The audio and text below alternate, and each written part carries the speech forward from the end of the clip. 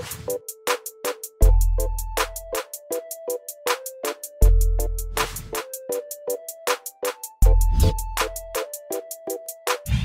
at Oriental's Hotel for the HandleitAfrica event. And it is themed using social media for social good. It's a Kimate, Abia Galileo, that one, you already know. Hi people, I'm at HandleitAfrica and you keep watching AFOREVO. Keep it on the dial, don't touch it. I love you. You don't do good because you want to receive. It sounds very illogical and it's not as human as many things that we already know. How do you equip yourself? You may have to get a job. Yes, it's like people who say, I have a song I want to push. Sam talked about Peyola. It happens all over the world. You know, DJ Khaled Ray Cross puts an album in the car and sent to Angie Martinez. She's one of the biggest radio DJs in the US. She's been doing it for years. Nobody talks about that. But the moment someone here says, Baba, I don't want to play your song, it becomes a thread on Twitter. To push that dream of your music, you may have to get a job. And so also is the need to get something to do if you have a social change. I've also come to terms with the reality that not everyone will be out there to do the work. Some people are just custodians of the funds. It's as simple as that. I have a friend who is custodian. He's the richest friend I know in all my life. And, this friend recently said to me that they strongly believe that God has blessed them and is continuing to bless them because they have come to terms with the reality that they are a custodian of funds. And theirs is just to sit and look around for projects and causes that they believe very strongly in, particularly as that person believes that God is directing them to be a part of. So when you meet people like that, some of them will carry your matter on your head and will be running with fire. You're wondering, but it's, I'm the one who's birthed this, who's been given this dream to push. Now we also need to understand very clearly that it is not your cause. I think that until we start to differentiate the reality from the fact that yes, there is a cause, but it is not yours. I would use mine as an instance. Amputees United is not a cause of mine. I am evolving into accepting that reality. So one way to get better equipped is to look for causes around you. There's always a cause similar to a cause that you feel like it's time for you to push. I've always noticed that about God. He would always be, you don't meet anybody in life as a coincidence. Never happens. Everybody is a part of the journey. So it will be time for you to sit down and start to realize, I've met people in the last 5 years. I need to categorize them into different places and find out which ones are going to help push this cause forward. So we can identify these things and also know certainly that, unfortunately, because like I mentioned at the start, we do not know how to determine who's doing what for why. We will continue to see people go to visit motherless babies' homes and put the stories on social media. And persons like myself will continue to ask, oh, why? Why do we need to know that you're doing these things? I've come to realize that some of them genuinely do it from a place of love. Quite a number of them do it because they want the accolades. Thank you. Request for time, just a brief, not just the medium to drum up rants and all of that, but it should translate to actual work. So I'm thinking, how can anyone in the audience who is thinking, I think I should do this, I should start a cause, how can we make that happen? Ask yourself, why am I doing this, right? And what exactly do I want to get out of this? Once you can determine that, then you're not so focused on how other people are getting theirs done, right? You know why you're doing this and you understand what you're trying to accomplish. So a lot of times it's important to focus on, the quality versus the quantity, right? So I've seen people just say, I'm going to go and give out 1,000 bags of rice, and then, the next year we'll give out 2,000 bags of rice. And then I've seen people who have said, you know what, I'm going to work with three individuals and I'm going to make sure that they get recovery from drugs, right? and you can see the impact over a period of time. So the question is, what do you want to do? The second part is really just collaboration. I understand that people think of it as, I shouldn't profit from this. But the reality of it is that you need to be able to generate income in order to be able to drive your cause. So yes, if you're a philanthropist and want to give back on the side, that's great and that's amazing and admirable. And some of us like to do that. But at the same time, if you build a sustainable foundation, then you can give back on a larger scale. So to round up the social part, I always say, and this is not just about social enterprise or social causes, but just in general life, right, is work in the physical, amplify in digital. Right? That's really what it is. Bottom line is you need to make sure that you're creating something in the physical, right? Once you have created that thing and you're actually growing it, what you use digital to do is to amplify the reach and to get people to understand why you're doing this and why they should support you. And the easiest way to do that is transparency. Because with this kind of work, people want to see where their money is going and where their support is going. And the easiest way you can do that is by publishing what it is that you're doing, documenting and actually putting it out. It's in all of us to do something. Adora said, understand the objective. Align rights with the right collaboration that you can have. And of course, ensure that whatever you do is something you want to do. Nobody puts you to it. It comes from within. Because it is from within. The passion is there, then you can push through. Everyone has got a talent. Everyone has got a treasure. Everyone has got time. Everyone has got the thinking. But not everyone has got it in the right quantity. So choose, know thyself, know thy enemy. In 100 battle, you have 100 victory. Thank you, Jesus. Fantastic. Please, a round of applause. Please, are there questions? So what I want to ask is, so if they do those charity work and they don't post it, how are we supposed to know that they are actually doing it? And like Adora posted on her social media, do give cleaners on the streets 1,000 naira, and how would they be able to post those pictures that they actually gave the cleaners those money, and how would people know that they actually did that? Motive cannot be determined. I said that before and I'm reiterating it. And it's very simple. The nature of your course determines to a very large extent the mechanisms and methodologies that you adopt. In my course, for instance, is a course that doesn't require, to a very large extent, that I put out everything digitally. Then by all means, I must of a necessity sit down with my team and say, this is not a method working for us. Now, why I mentioned that earlier is because you and I know that quite a number of postings that you have seen that personally you have cringed at, without having to understanding who they are, why they are posting it.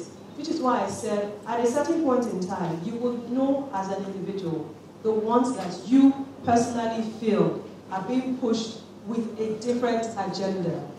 Okay? So, if you know who your funders are, there's something called social love.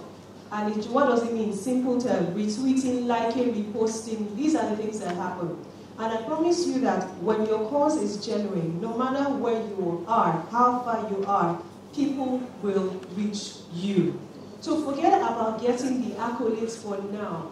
Let your work speak for you. People will be the one to put out the work. There will be a time for you to put out the pictures. What you mentioned about paying 1,000 naira to cleaners, I promise you that after a while, you start to say, tag us. I don't know whether genuinely you, after taking the picture, you collected the 1K from the cleaner.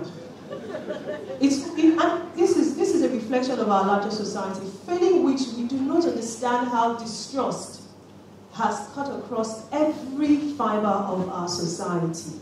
Because ordinarily, when I tell you to tag me, having given the cleaner 1,000 naira, he should not question at all whether or not I collected 1,000 naira after taking the picture.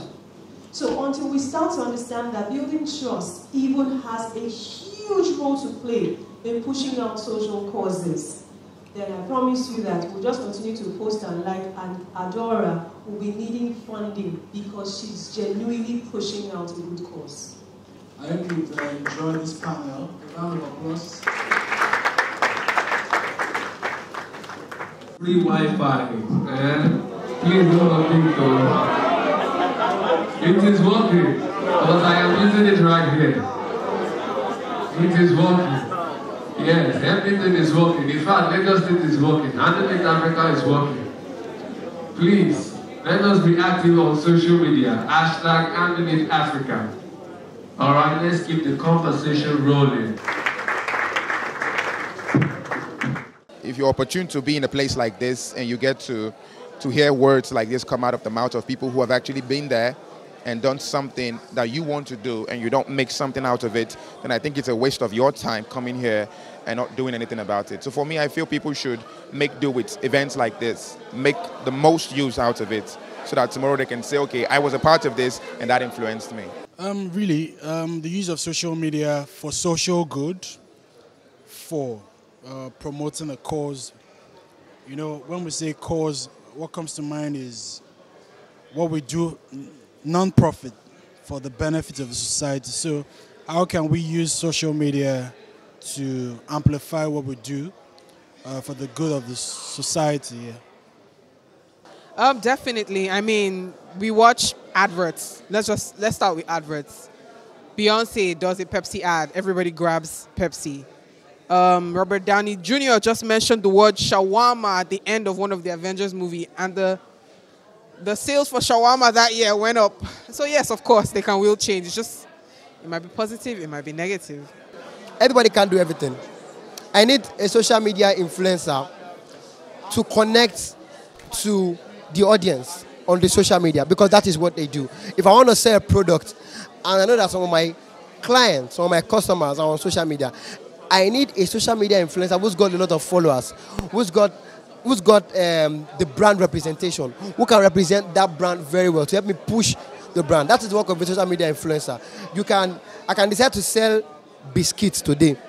I can sell it on the street, but with a social media influencer, because of, I know that once this person posts this thing, people will follow.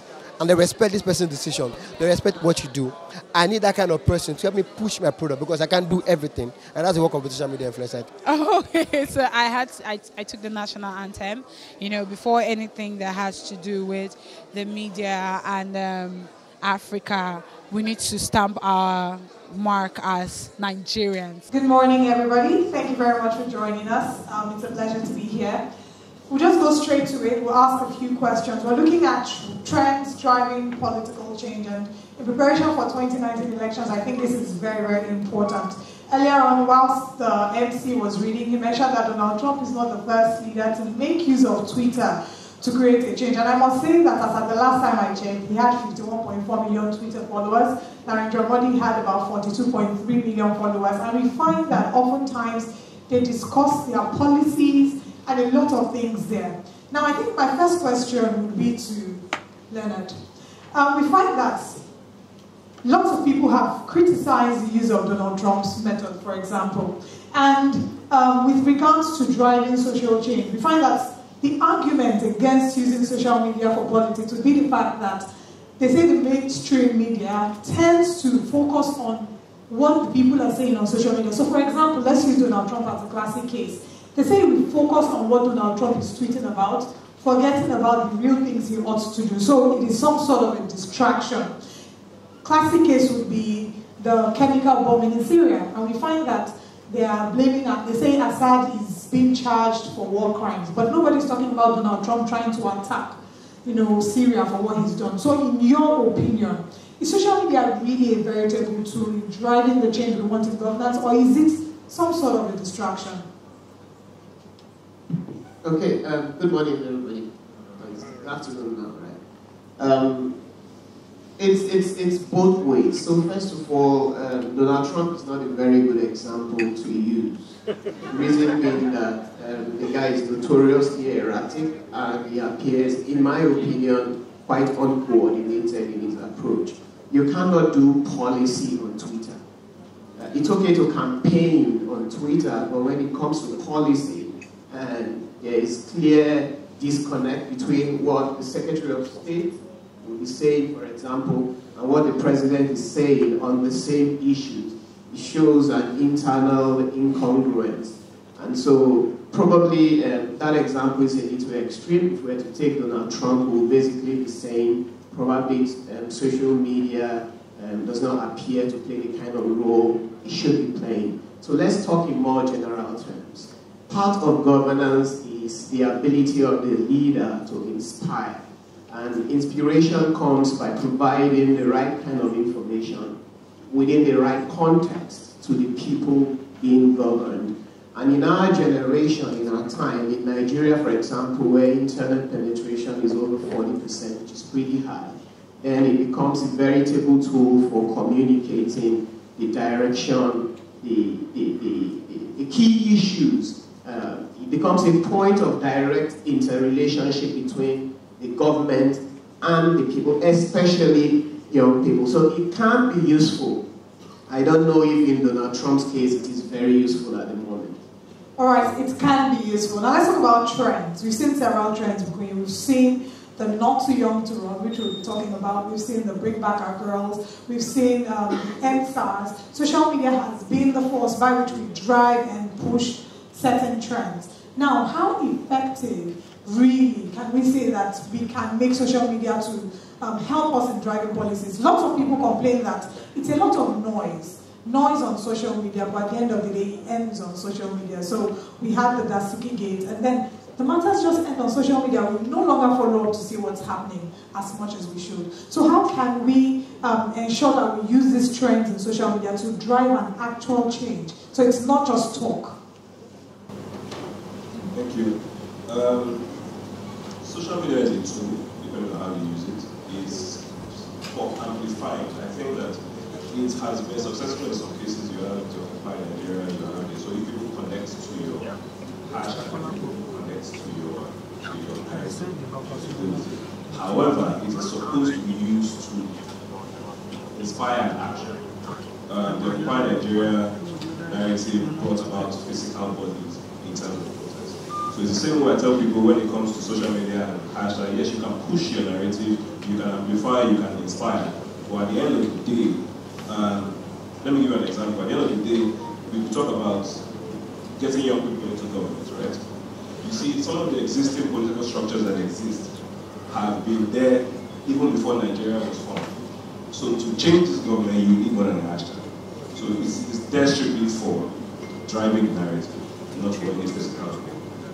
So you have gone actually beyond the hashtag. For those who don't know, he actually registered the Modern Democratic Party earlier in the year, and it's a party that involves young people participating in government. We're realizing that talk is cheap, and if we have to cause an actual change, we need young people in government. When the time to vote comes, people still say the young people are the ones that would re-elect the existing old people into power. So how do we prepare our young people to cause a change? I think that it's half and half, to be honest. If you're talking about leadership and being in government, not everybody can be in government. What I'd say is the young people in Nigeria now are a little too focused on their economic empowerment as opposed to their political involvement. Meaning we just want to do, we just want to have money in our pocket, we just want to eat. We want national cake. We are focused on our business and that is a plus. So I believe that if we are able to spring businesses out of nothing, even on social media, people mentioned Lasisi, are able to make a living for himself, creating from nothing in spite of government. I think that young people, if they are inspired enough, are ready to come into office. In fact, let's do a quick test. I like the fact that you mentioned unity. We're talking about young people, want to involve young people. Very quickly, if a 30-year-old or a 35-year-old young man was to run for president, how many of us would vote? Honestly, let's see your hands up. Honestly, how many of us would vote for that?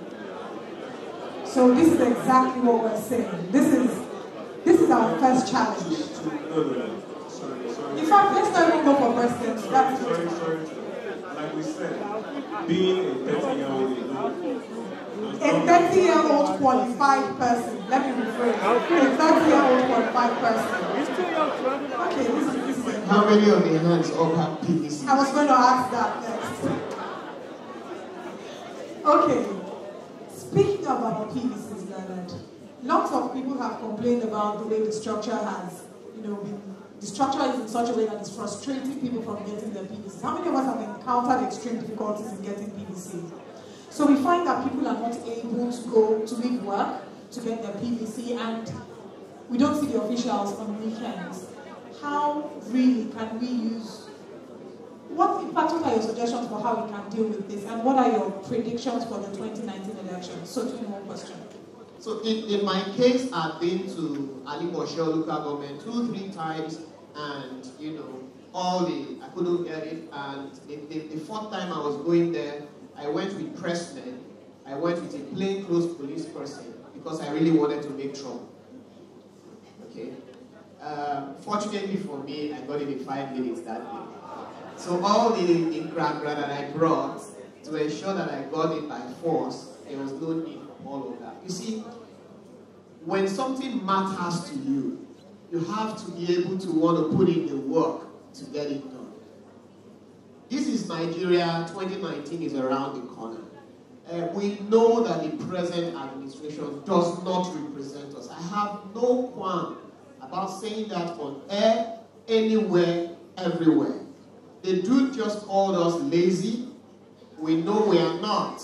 What are you going to do about it? Now, that's an answer that you have to let him know and then set out to do it so that future governments will give you the respect that you deserve. But if you are going to vote on Facebook, if you are going to vote on Twitter, or not vote at all, then for God's sake, shut up! Wow. Okay, we'll ask our final question and then we'll open the floor very quickly for questions. The last question is going to be our predictions for 2019. But there's a meme I saw somewhere that says, INEC does not count prayer points. So go out to vote. Now, people have said, Queen, that, okay, you want to answer that? Right, quickly, answer that and then go on. Like you said, if we're going to bring you to the narrative of why we're here, using your social media to effect your change, in some cases you will get your PVCs easily if you are lucky. Like you said, if it matters to you, you stand it out. Now, using your social media, channeling it for getting the results that you want.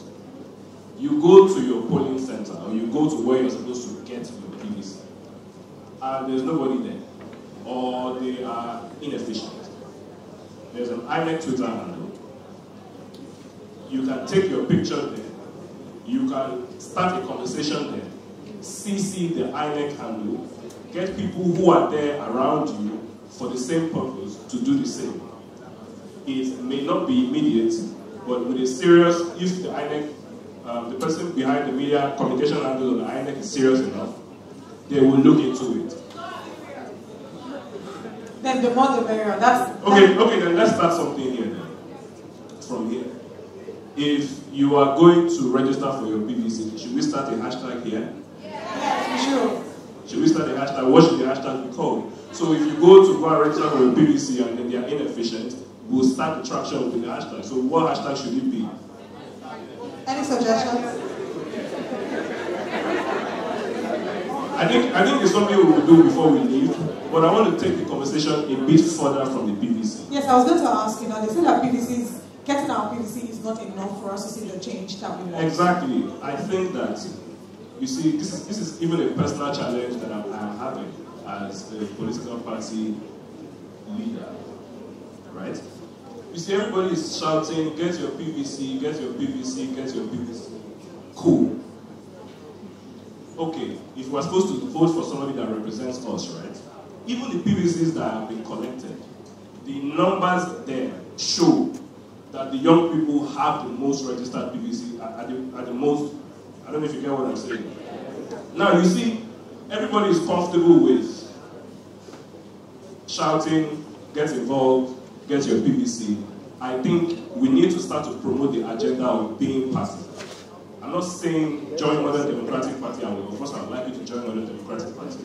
But the existing parties, even if it's the PDPs, the APCs, and co, you have to get involved there. You see, the PVC thing is a lazy argument. You see, for example, I'll tell celebrity friends, right? Celebrity friends who, oh, you registered a political party for young people, beautiful, brilliant, wow, okay, post it.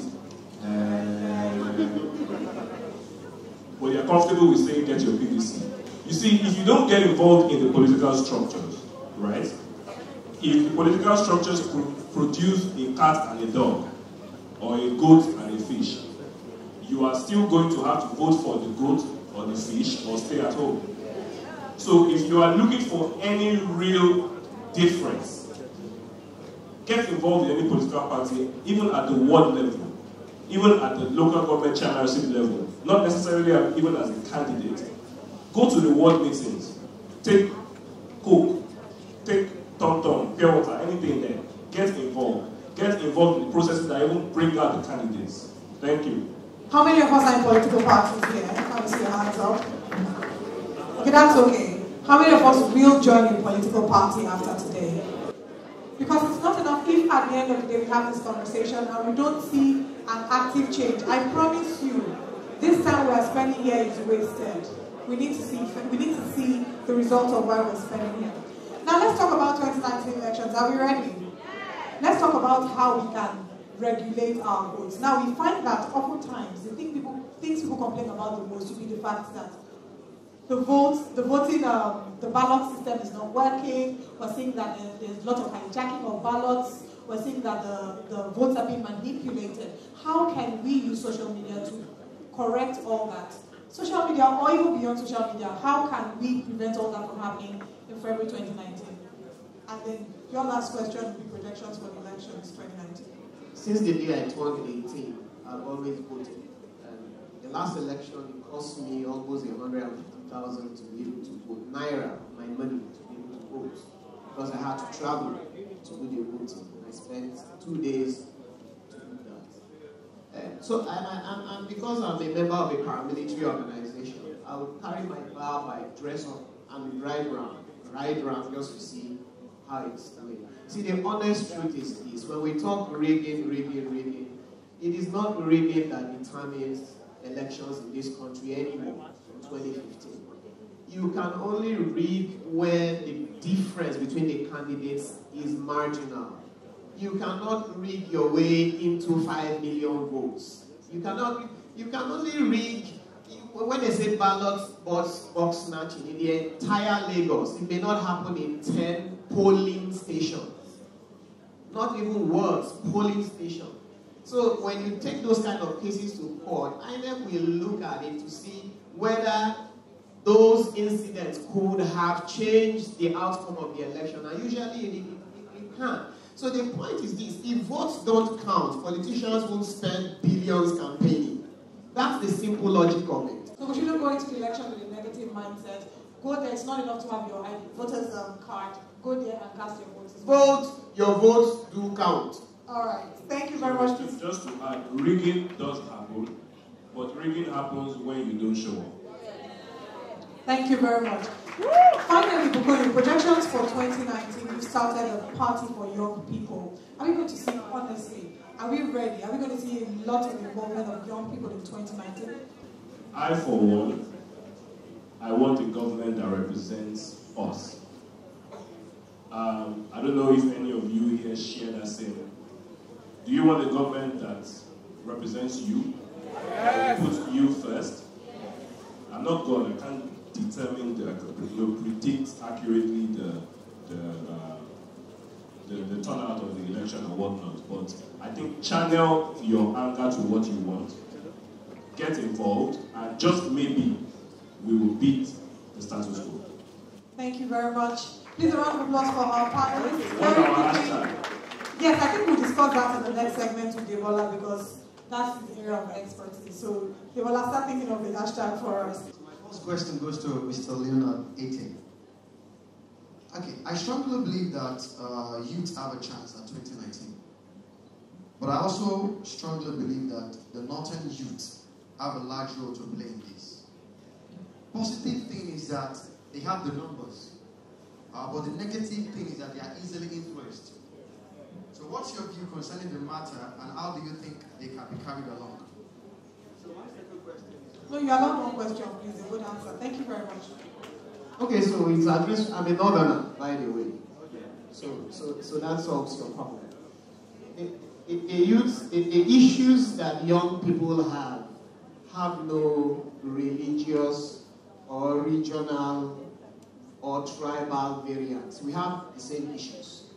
When they say unemployment is over the 30s in Nigeria, it's all of us, irrespective of, in fact, it's even worse in the north. What has happened is that the way the old folks understand Nigerian politics, the young people that I see aspiring seem to want to discountenance the reality on ground. See, 70% of Nigerians live in rural areas. They have never heard of Toyin in their lives. Okay? They don't have Twitter accounts or Instagram. So when the elders approach election by deliberately going after that category, who by the way are uneducated, illiterate, the rice and coal matter to them, and all of those things. If you're a young person aspiring for office and you don't want to painstakingly have a response to that, then your aspiration is good, but that's it. So the point I'm making is, yes, young people have a role to play. They will be influential in 2019. How influential they will be remains to be seen. All right, thank you very much, Leonard. At the end of the day, how influential will be in 2019 is up to everybody sitting inside the hall. Thank you so much. Please put your hands together for our panelists. This panel is officially ended. If you have further questions, please take it to them via social media. How can they ask you questions on social media, please? All right, put your hands together for our panelists. Ladies and gentlemen, I bring out the convener of HandleitAfrica to present the awards to our panelists. We have Bukoyi Olateru Olagbebi, Chairman, Modern Democratic Party, Leonard Ete-Ebute, political commentator, and our moderator, Olive Emodi, an on-air personality. Please put your hands together for them once again. Please, our young ones, let us get involved. Just like every other platform, anything done positively is good. So people should learn to do things positively. So if you're on social media, ask yourself, what am I doing there? Yes, there were times where I was just absorbing. I was not giving out on social media. I would only watch from one post to another, Facebook, Twitter, Instagram. But it got to a time I had to ask myself this question. Can't I be this person? Can't I be the one who is delivering something on social media that the people or the world is looking out for? So yes, use it positively, and I tell you, it's going to be good. Thank you very much for having me, and I appreciate it. I think we all need, everybody's got a sense of humor.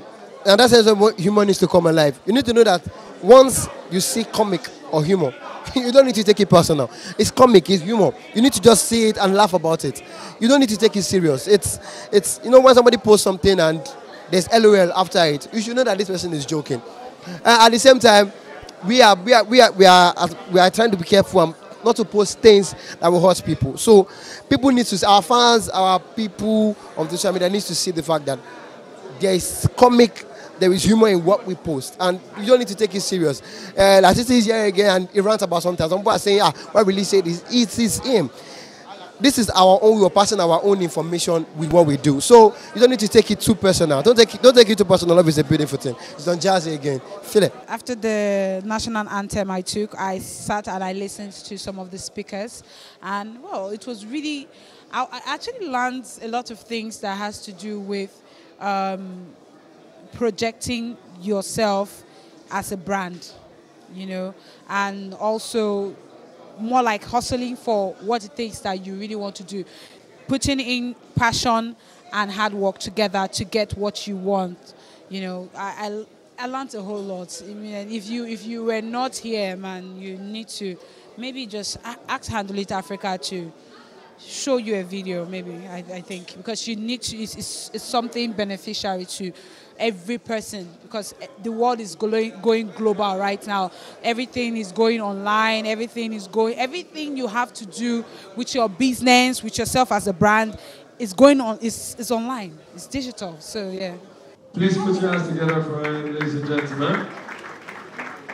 Good to have you, Debola. So I wanted to have a red cap on, but the thing wouldn't fit into my head because I knew that I would definitely meet Debola with a red cap. Woo! Nice, please put your hands together for me. Isn't that cute? Can I wear that? You wear it like that.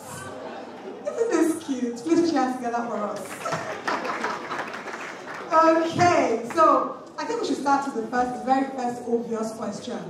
Whenever you think of the red cup, you know, that red plastic cup, there's a certain celebrity you think of, right? How many of us know him? All right. Then when we think of Demola Williams, you think white and white is a red cap. How has branding yourself like this, how has it helped you to get to where you are today?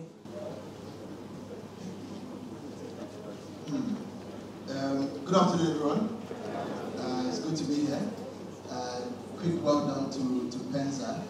He called me this morning. I said I was in Abuja and I couldn't make it. He said, ha. I said, kilo high then. I said, I'm in Abuja, if I get to the flight, I won't make it. He said, no, you make it, sir. You have to get to that flight. Anyway, I was in Lagos and I'm glad to be here. But I told him I have to leave here by 12:45 and it's 12:35. So I only have 10 minutes. But because I respect all of you who are here, I will make it 25 minutes. So by 1 o'clock, if only have to finish, me, I will go. But how has dressing this way helped my brand? I would say that the first thing is there was value before the branding. So you can't brand without value. And you can look a certain way, you know, but beyond what people see on the outside, they need to engage with your content. So what Dressing This Way has done is that it has helped put identification on my value. And so that's a key lesson, you know, with how it has amplified me. So when people see me presenting my value, doing anything that I know how to do best, they can then remember me much more because I then have a uniform. Wow. Some people are probably going to get uniforms after today. Thank you very much for that. Now, we see that the world is going digital. New media seems to be the order of the day, social media. What happens to the traditional media? Those still involved in the traditional media fear that they might be losing their jobs. Although the digital media is, you know, a whole world of good. But what is the future for traditional media? So I think it's the evolution of the generation and the evolution of consumerism. And what that means is every generation will consume on a platform. Media is still media. Be you television, print, or online, is all content. What is changing is platform. And so for anybody who doesn't want to be left behind, what you need to do is to begin to heavily incorporate the part that you think might be leaving you behind. I call it the chameleon effect. You know how when we were younger they would say, oh, you're a chameleon, you're a bad person. But that's not it. What the chameleon does is that everywhere it finds itself, it takes on the character of the place physically to fit it. But it doesn't change the content of the chameleon. It's still the lizard family. It still lies on its belly. It still crawls with 4 legs. But it takes on the space where it is in. And so what Guardian, for example, is doing fantastically well is that they continue to print their papers, even though they might have reduced their print run, but they are heavy on online. I was in a plane last week on my way back from the UK, and usually in the aircraft they will share newspapers. There was only one guy, 34-year-old, I had to ask him his age, who was consuming the newspaper, those big London papers. He was eating it, consuming it. And I was curious. So I said, how old are you? He said, he's 34. I said, why are you reading the paper that way? He said, oh, I still prefer reading papers. I said, that's interesting because many of the generation like me will be reading it on a pad or a telephone. Now, when I looked around the aircraft, we were about maybe 20-something in the cabin. And there were about just 2 people reading the papers. The other papers were lying there. Now, what's happening? What's happening is that a generation is changing their tool. So it's not necessarily that the traditional media should be afraid. It's that they need to incorporate the tools that we like. So Guardian doesn't need to close up. Guardian just needs to be online. Thank you for that. Now we understand that you're also a big PR person. We know that you influence brands and you also determine what the market wants. Before we go to what makes up an influencer, let's talk about media agencies, one of which is your client, Facebook. We find that some people think that because Facebook is mighty, Instagram is mighty, they don't really need ads, they don't need publicity. Do media houses also, media bodies, do they need publicity as well? You know, it's all about models. But everybody needs the media one way or the other. Everybody does. For platforms like, you know, the Facebooks and the Instagrams, they do need to constantly find new customers. So they need to go to where they do not reach. And before people also adapt to your platform, you need to find them where they are. So if you need to go on buses, so people can see your platform and go on your platform, you go there. It's all called migration. You want people to migrate from one platform to another. And for them to migrate, you being a media platform, you do not have it all. Because you are in a media space where you want people to move to. So you need to go to where they are and bring them to where you want them to be. So take, for example, this space where we are now is a media platform. You know why? Because there are at least 300 eyeballs in this room. That's media platform. What makes the media? The eyeballs. Without the eyeballs, your media platform can't be credible. So if you come now and use this technology, this media technology tool, and put up Instagram, if there are 100 people here who don't know about Instagram, they see Instagram from here, and they go. And then that platform might have had to have paid Penza to use his media technology to reach these eyeballs. So everybody definitely needs the media. If everybody needs the media, is everybody an influencer? We find that these days on Instagram, for example, everybody almost has a tag social media influencer. What makes up a good influencer? What makes a person an influencer? And can anybody really be an influencer? So, influence is the capacity to affect behavior. That's what it is. So if you can be angry right now, you can influence. You see how they're laughing right now. I didn't even do it well. You know. But that's influence. The capacity to emote. And just make them emote. They just laugh it. So once you're able to do that as an individual, you have influence. It is now all about value. And that's something very important that everybody in this room needs to realize. At the end of the day, what people will pay you for is your value. Not your numbers. So if you can only influence 100,000 people, that is your negotiating value point. If you can influence 200,000 people. So when you say, can anybody be an influencer? The next question is, but how many people are they influencing? So yes, you're an influencer.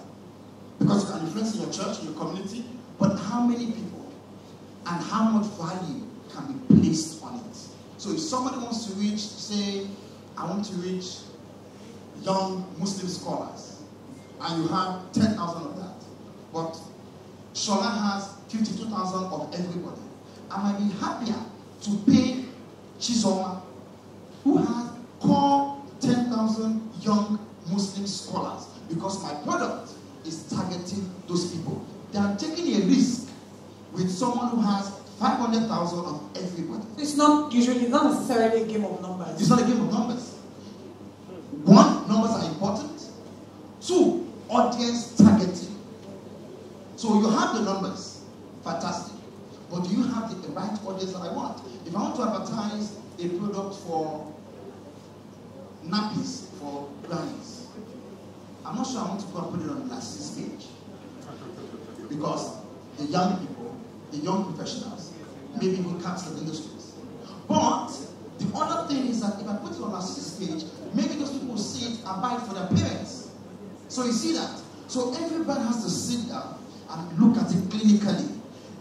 From being on this person's platform, does he or she have my direct audience, number one?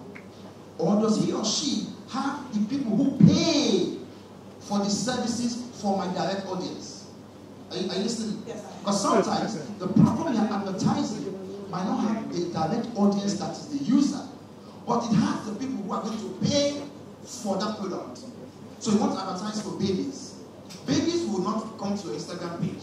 Who do you look for? Their mothers and fathers. Sometimes. So, you know, every brand needs to sit down and do their targeting clearly. Numbers matter, you know, target audience matters, and the core niche audience. and then your messaging. Every influencer also has a message. So Lasisi is comedy. Arese is finance. You know, Omojua is governance. You know, people have different messaging. So you also need to find who carries the message that you want to share, you know, that your vision aligns with. All right. Now, what is it that makes some brands more sustainable than the others? We find that social media is very fickle. Today, somebody's the rave of the moment.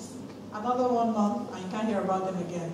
So what is it that makes influencers fade off from the scene, and what gives them, some others, more staying power than the others? So,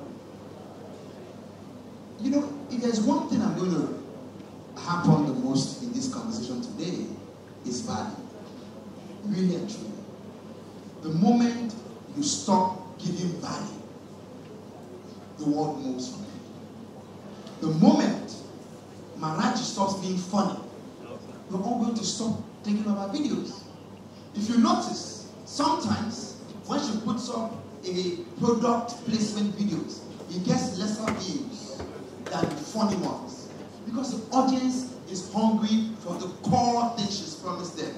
Which is why radio stations at some point would say they would not put on more than 2 adverts per hour, because the audience started getting irritated. You need to understand your consumer. The reason why you're an influencer is not by your choice. You're an influencer because of the talent that is received as a gift by the people who follow you. The moment you stop gifting them and they start valuing your gift, they disconnect with you. So it's until an influencer gets to the point of disconnect, then it stops being valuable, because he has stopped producing. Divanch, for example, there was a time that no show could happen without Divanch. None whatsoever. And we've seen many other people. Is Divanch still great? Yes. But are you all looking for him as a musician at the moment? Not really. Now Divanch has a new fan base with his Scream platform. I think about 3.5 million people are on that platform. You all might not even know that. But for him as a musician, when you hear Olamide, you hear Whiskey, you hear Davido, you hear Divanch, you pick the first 3 before Divanch, right or wrong? Exactly. But Divanch is not irrelevant. But in that space as a musician, he's just lost a level of value. And he needs to gain it back by bringing back the kind of, giving them the kind of content that they want. So for everybody here, as a content person, as an influencer, whatever you are, whoever you are, you have to understand your audience, understand what they want, and continue to feed your audience. The moment you stop feeding your audience, they go hungry. When they go hungry, what happens? They lose another person's house. There's actually this point of confusion. Where do you draw the line between what your audience wants and who you are and what you represent? The problem would be that you were not who you truly were. Then you have to change. If you were authentic from the beginning, then what's the problem? Do you get what I'm saying? Do you follow? If you were authentic with yourself and your brand from the beginning, then you're not going to change at any point in time. The problem would be that when you started, you weren't authentic. And so you were playing to the gallery to gain followers. Then one day you wake up and say, I'm not born again. It's allowed. You know why? But you have to be ready. What happens to people when they become born again? Some of their friends will leave them. Some people don't invite them anywhere anymore. So you have to just be conscious of the backlash that will come. But once you are firm in your own truth, and you say, listen, I was authentic when I started. But along the line, I realized, actually, you know what? I didn't want to do comedy anymore. Lasisi can say, yes, I want to be a preacher. If you all like, don't follow me. As far as he's at peace with himself, that's the final part of it. And what happens to us? We're all just afraid. Many times we're all just afraid.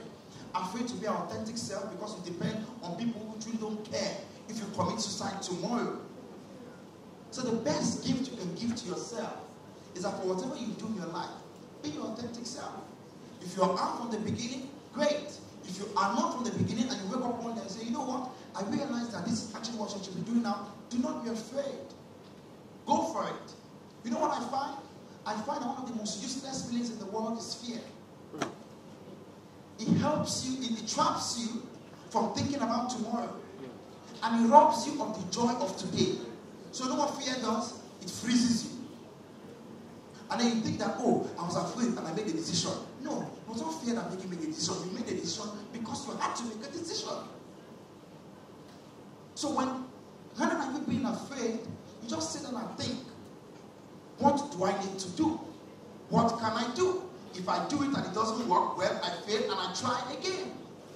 If you had a roadmap of how you're going to achieve that vision, you will do less running around. The reason why you all run around is because there is no vision. And so the Bible says, my people perish for lack of vision. So what happens when you don't have vision is that you stretch yourself and you expend all your energy and perish. Because you're here today, there tomorrow. But if you know that all I want to do is the media, then let all your running around be in the media space. Don't let's hear that Uncle Lelola, we are there. One day go, we are there.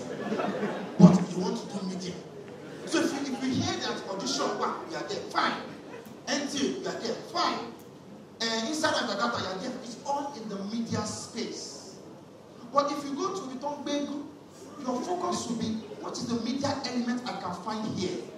Is there somebody from the media in this place? Is the AFO the MD of channels? Do you know what I'm saying?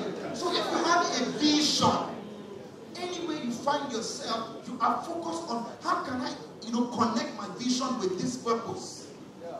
So the problem is not moving around. It's that you don't have the vision for yourself. So you need to ask yourself, who am I? What makes me happy? What do I want to do with my life? When you find it, then you now hit the road to different places you go. Sometimes, let's be honest, this vision thing does not bring money like that. So yes, there are people who actually want to pursue their vision, but there's no money. It doesn't. But you see, it is all about time and season. I mean, it took me. Happy belongs to that is free. It took me. Many of you only knew about me like 3 years ago. Let's be real. But I didn't fall from the sky. I've been running a company for 13 years with my partner. I've been on the road since I was 14. People knew me when I was 20. People knew me when I was 24. People knew me when I was 28, but at different level. You see, do not be afraid of being at the backstage. The problem is, and what you should be afraid of is not preparing when you're in the backstage, because the curtain will open. And you will get your spotlight moment. Your failure to yourself is that when that curtain opens, you're not ready. And what happens in life is that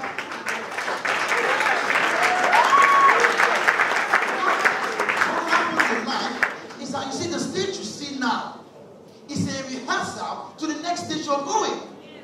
So when I was on stage at 24, I had an audience, they celebrated me, but at 28, I had a different audience, a bigger audience.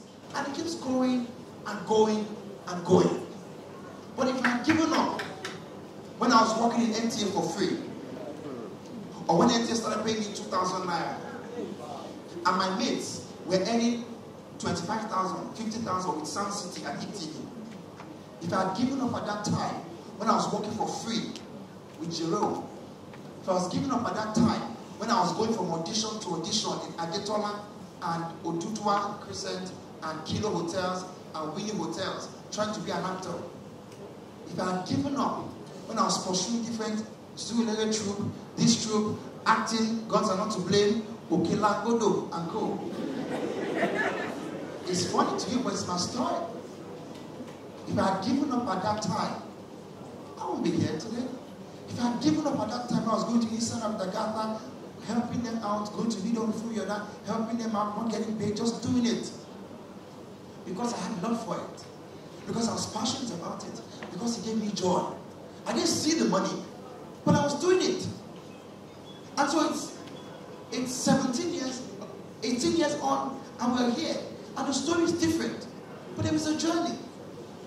So you've got to be ready to pay the price. Please do not be in a hurry to get to the destination without forgetting to enjoy the journey. Thank you so much. I'm going to open the floor for one very personal question I'm going to ask you. Now, we know that you are your team. Okay. One question on the left, one question on the right. We know you were very involved in the campaign for President Muhammadu Buhari. If he comes back to you again, will you accept the best? He comes back to you and says, campaign for me. I am here in my personal capacity. I'm not here in the capacity of my company. Diplomatic answer. But, you know, am I excited about, you know, the administration so far? Not really. I think that, you know, there's a lot that could have been done. A lot more could have been done. I thought that there was a huge opportunity that hasn't been maximized to the fullest. You know, and so because of that, I'm really excited generally. But will you collect the money? No, my voice is not loud enough. And I think that a lot of opportunity has been lost. Money pay, opportunity poor. What a contract with Mr. Now, that's a big thing. Now, hold on, let me answer this. Let me answer this question because, see, have you questioned here? It's not even about the work. Have you questioned is about money? Just said what you're saying. Now, I'll tell you guys something. People always wonder if you can do business and have heart. People always wonder if you can do business and still be focused on nation. We have been, and I dare say. Because when we worked for President Muhammadu Buhari in 2015, we genuinely believed it was the right thing to do. We genuinely believed that the nation needed that change. We genuinely believed that he had the capacity and competence to be able to lead us where we're going at that time. Now, in terms of money, we were already doing work with the President Goodluck Jonathan's administration.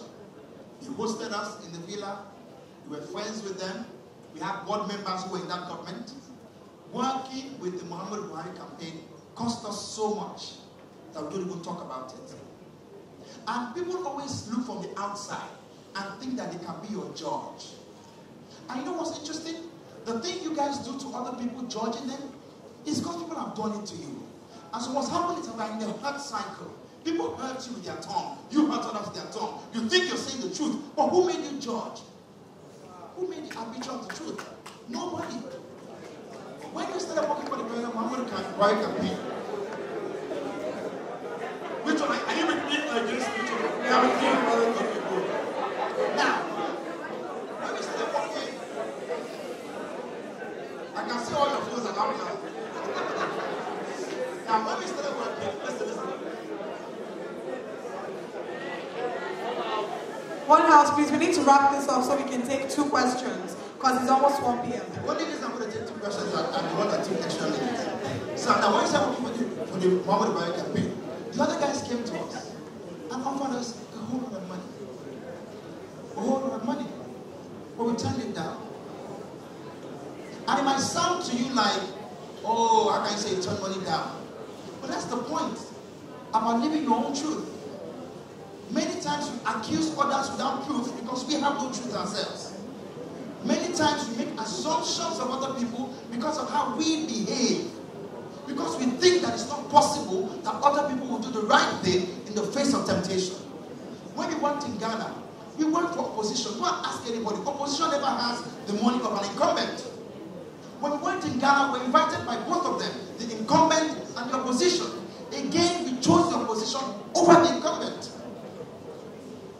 And took less money. So for us, at every point with this election, it's not about the money.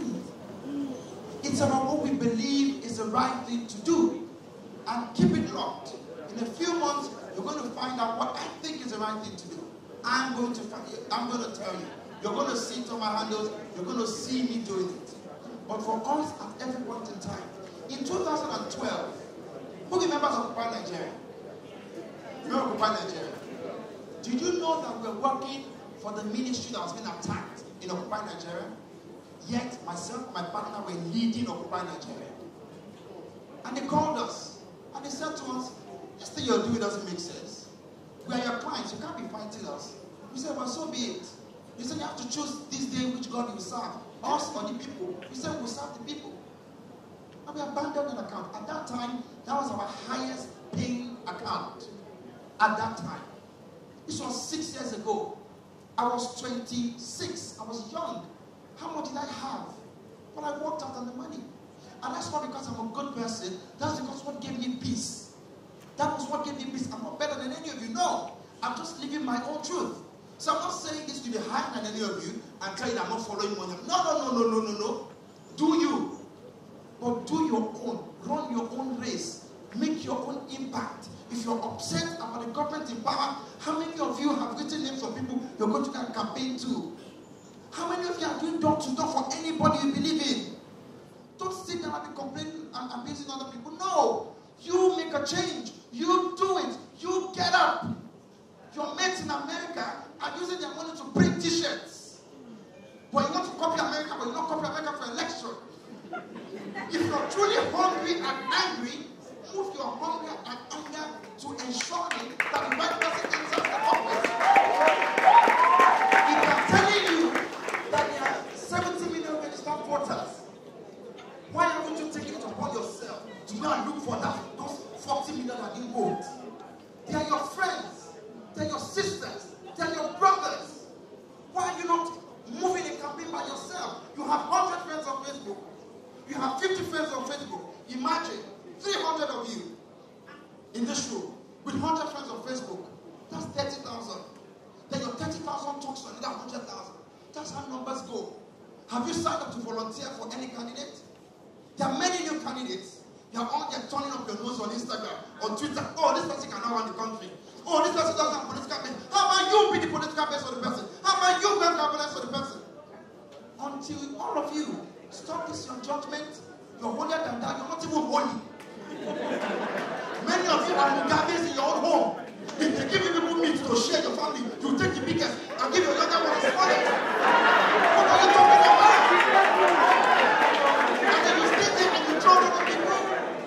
You need to look at it. See, when you point a finger, don't forget three, not one. You're pointing one. Three is pointing back at you. So you need to check yourself. When they say we need a better government, better leadership, I say to people, we need better citizens. We need people who truly care about their neighbors and their friends. Many of you will live in one home, you buy a generator and call it a better pass my neighbor. What do you make it better pass me? 11,000 generator. That's to show you the mentality of a typical Nigerian. We need to stop it. The president was a student like all of us at some point. He was a young man like all of us at a point. If at that time, somebody told them to be better citizens, perhaps they will do better when they get into office. So let us focus on how we build our own selves to be better human beings. And overshot my time. A resounding applause for Demola Williams. That was amazing. Thank you so much.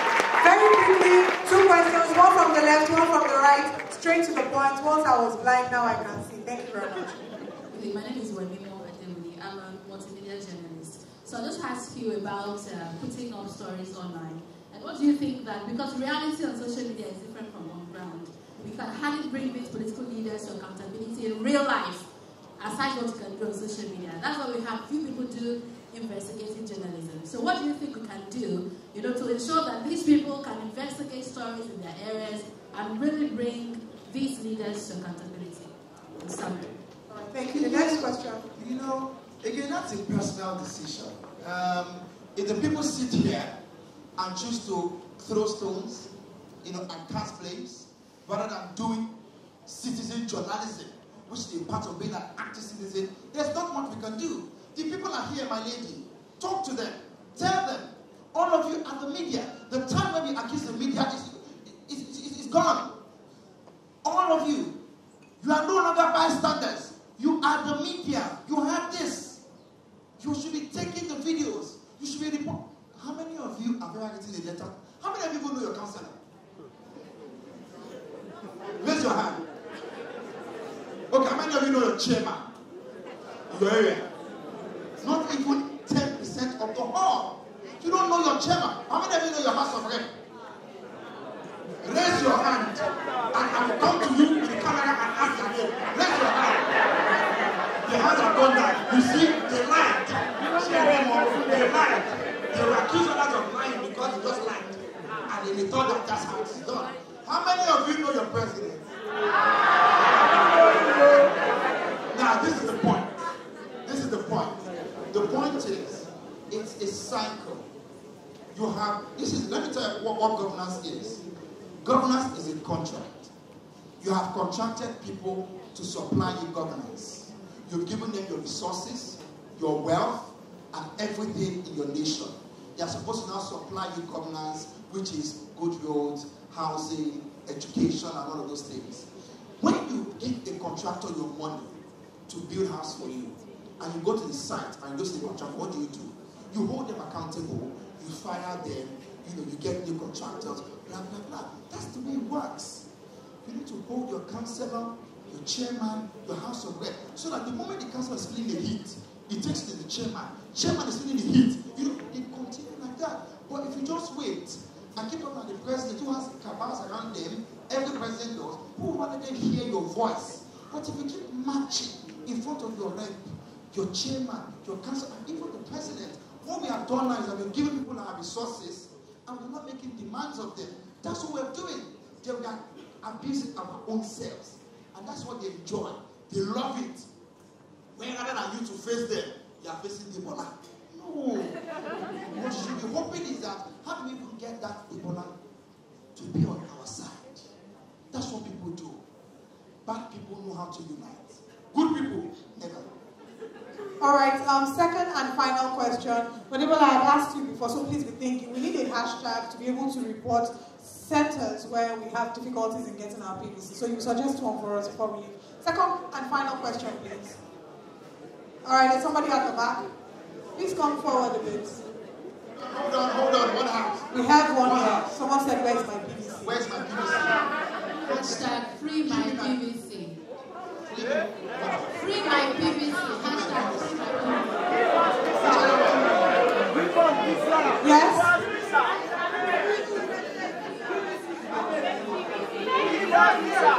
All right, so we have hashtag inefficient INEC. Okay, so we went to one house, please. Someone said, where is my PVC? Yes. And someone said, make PVC easy. Then someone else said, somebody said, give PVC CC. Free the sheep. Free the sheep. I think where's my PVC? Okay, let's vote. Those in favor of where is my PVC, say aye. Those in favor of give me my PVC, say aye. Those in favor of make PVC easy, say aye. And the ayes have it. Thank you very much. Thank you very much, Deborah. Please a round of applause for him.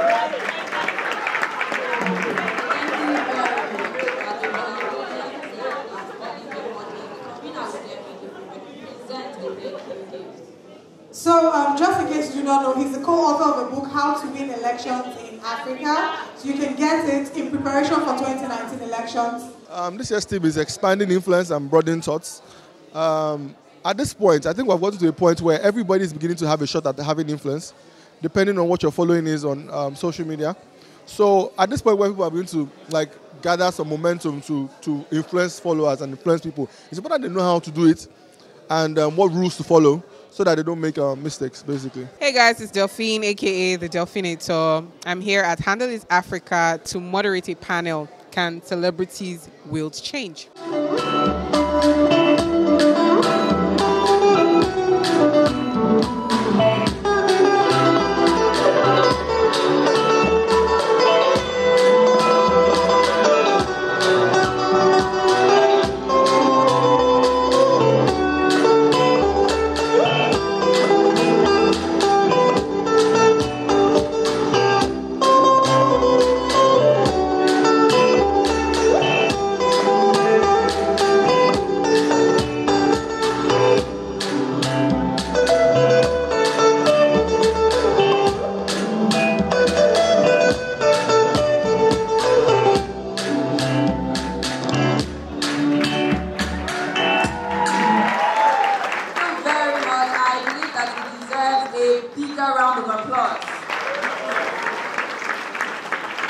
on to the next panel session. A certain man posted the content he made with his phone on his platform. Ladies and gentlemen, please make welcome our leading viral video comedians, Lasisi and Nendo. Some just have arrived. I'm so angry right now. Some just have arrived.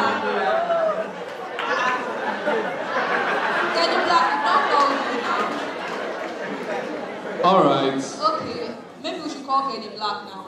Now we make welcome Kenny Blaq.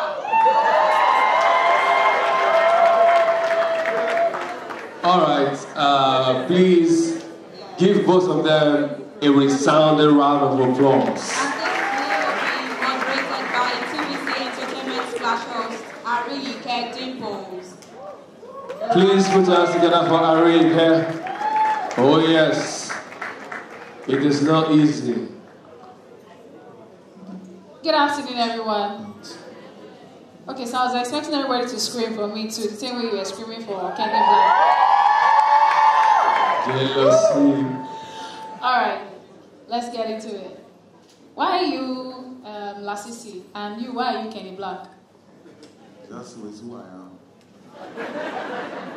I know who I am by Sinach, so you just follow. I'm watching my weight as well. Okay, the weight though. That's correct. Alright, to you. You came up with this, so hello everyone. Sound up right now. And on a normal day, if you said that to your father, they would wonder if they paid your school fees. Like, why would I go and meet my daddy? Hello everyone, like, is it here right now? Something happen right now. That's not the right way to say it. So are you saying rasness is the new cool for comedy? Just say it. First off, thank you everybody for having me here. I feel very honored. Thank you.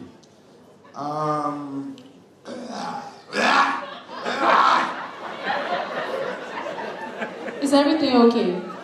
Bless you. Okay, now, rasness, I don't know how you define that, but the truth is, people can relate to things when they sound easy.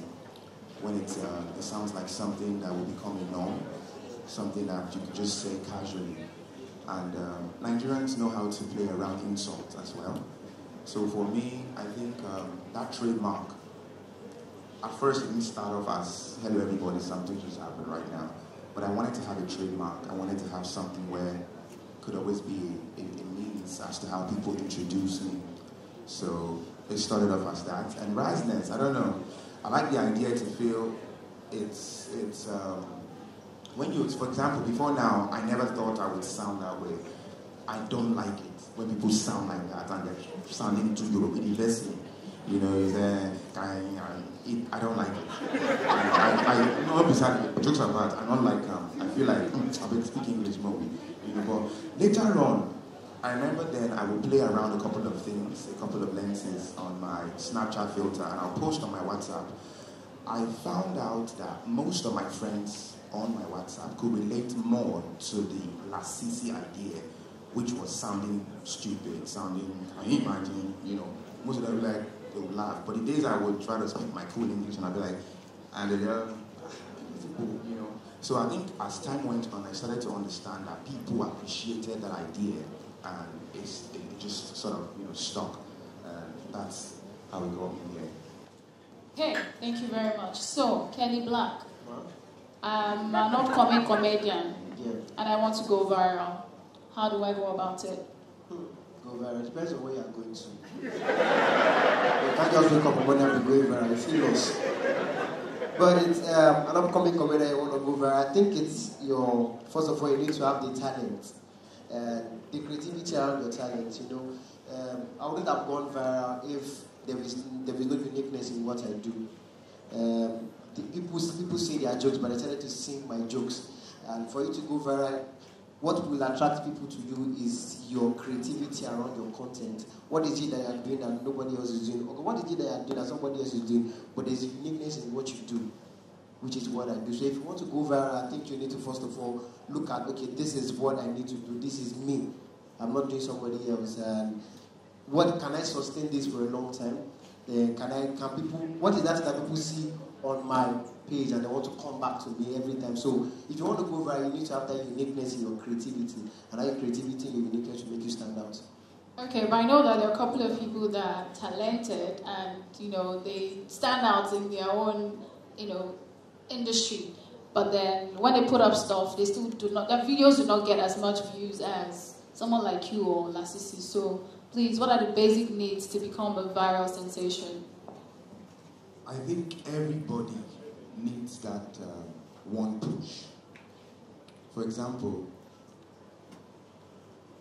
when I started, I would post videos on my Instagram. Days I would have, in fact, Instablog, they would not have, I think that's why she doesn't like me. I would tag everybody in Nigeria. Don Jazzy, I repeat the guy, because if I tag him, I know say it's so far. I would tag and tag and tag and tag, I feel everybody is gifted in their own way. We all can do something special and spectacular, but you just need that one push. And whenever you have it, make sure you don't lose it. It's very important. Because some people have had that opportunity, and in time, or with time, they lost it. They were not able to keep up. They were not. Okay, for example, my pothole video was the video that blew me out there. Now, if after that video there was nothing else to sustain it, I'm pretty sure a lot of people would have forgotten the name Lasisi.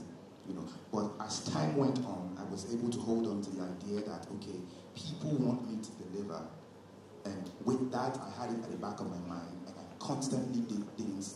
I constantly broke my own record to make sure I'm a sensation that people want to always have. And that's what it is. So just have that one thing. When you have that opportunity, make sure you never let go of it. I think for me, the first time I posted my video on Facebook, I didn't tag anybody, and people started tagging themselves. You understand? I saw people tagging.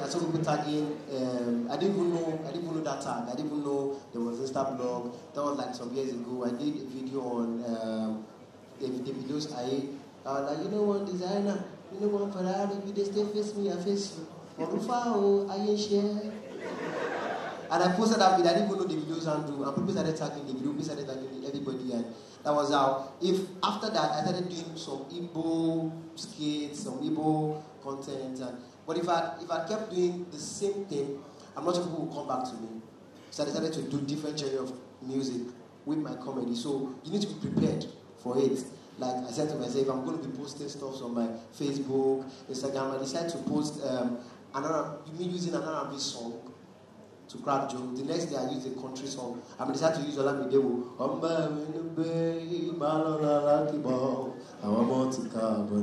I decided to post the next day, post an Indian song.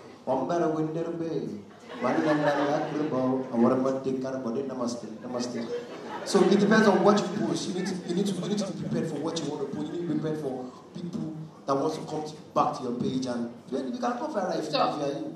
From what you both have said, are you saying that besides being prepared, there's no other strategy to make your brand go viral? Is that what you're saying? Because I'm just going to keep posting videos and be praying to God. I'm drinking water, you're not looking at me to answer the question. No, I was looking both ways. You're not looking both ways. You want me to choke on my water? It's very good. Oh yeah, sorry. Kenny too is drinking water. Should I drink my water too? Let all of us Kuma be drinking water. No, Mr. Izzy is not here. Nobody will pour you water.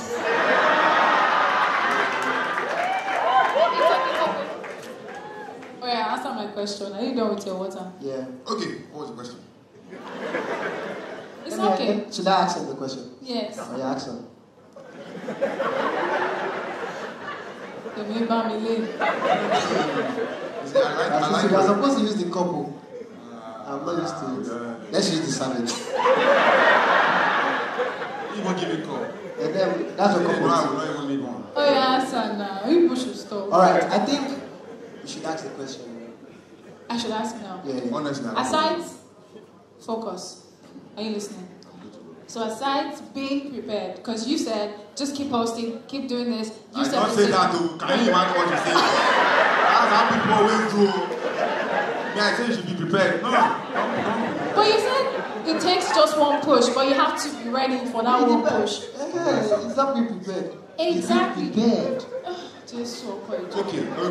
Guess what? Listen, guess what? Yes, you have to be prepared. So there are no strategies involved. There's nothing else apart from being. Listen to me. I know where she's going to. I think, okay.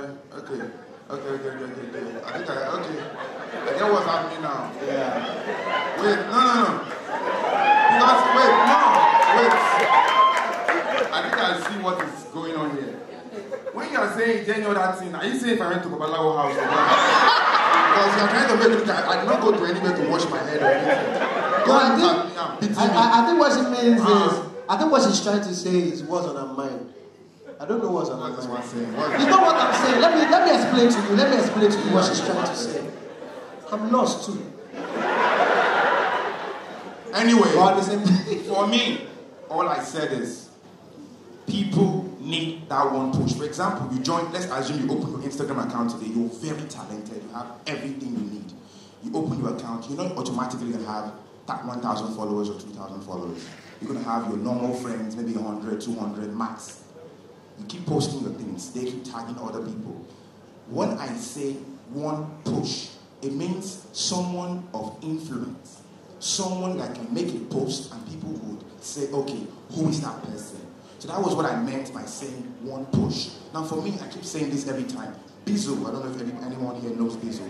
Bizu 01, I pay respect to the guy every time. He was one of those on Instagram who pushed my video. The moment he posted it, because he's someone of status, he's known. People then, at the time I didn't watermark my video, so my videos didn't even have names on it, like the Lasisi you see now. It was just blank. Then I didn't have the idea that you have to even put your name so that they will know who posted the video. Exactly, that's one strategy. So you cannot put name for the video before? No, some people like you, and you be nice to put name before. Then you put your name in your video. Strategy 1, pen it down. Okay, strategy 2, pray that God will see someone to help you to post it. So that can you please just take it through? Let me just take it through. I think at the same time, not just posting, you need to post what people can relate to it. You know, sometimes when you post something and somebody say, "Anna mio," and somebody posts and you say, not true. And for example, where somebody posts a video of someone that is snoring, and you know you have someone that can snore, you just start that person immediately. Before you know it's going viral, you know, something that people can relate with. I know, and when I posted a video of me doing a country song, I have people who were posting, who were tagging themselves like, my guy loves country songs, and this is a favorite song done in his own kind of genre. So you need to do what people can relate with. And at the same time, if you are saying good, you need to post me, I can relate with you. Forget about that, we'll talk about it outside. Alright, so now that we've gotten that clear, my next question is, what are the important things people need to look out for to relate with you and also follow you? I don't understand. Is English your problem? No. It's not English. Okay, let me speak normal English. Some people might be irritated. I'm sorry about that. Hey bro, what's going on? Hey, come on, man. What's up, man? It's your boy. Hey, your name, boy. And I'm chilling with a girl who got dimples. Lasisi and Kenny Blaq. Okay. Behave yourself. How? This is our normal behavior. This is why they brought us here. I honestly think this is a setup. What do I do? Every time she laughs, she bend the mouth come this side because she see her dimples.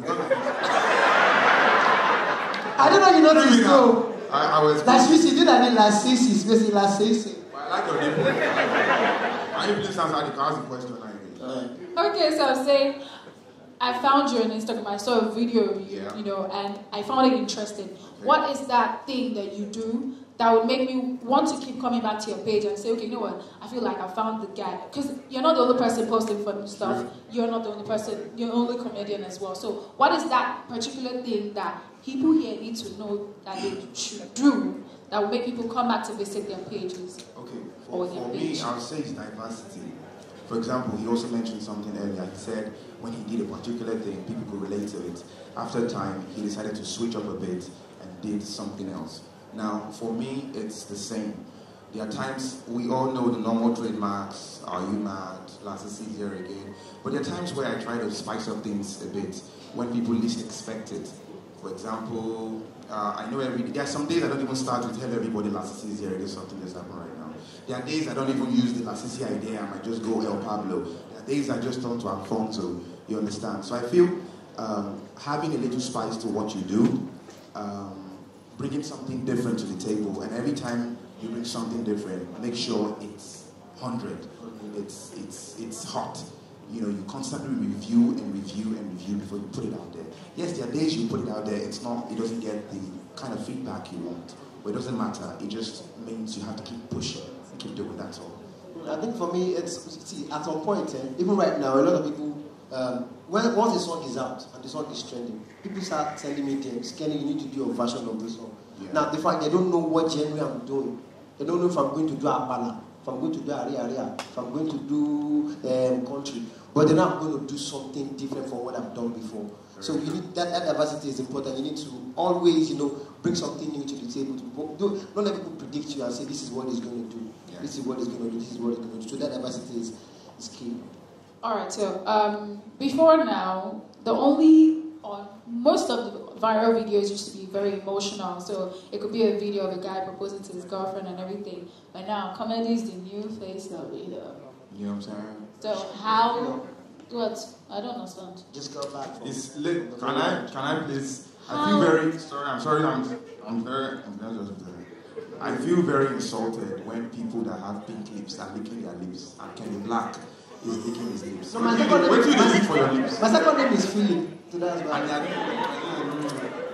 It's not. Are you trying to show off the fact that you have pink lips? I won't even laugh. You get what I'm saying? No, listen to me. Can you please?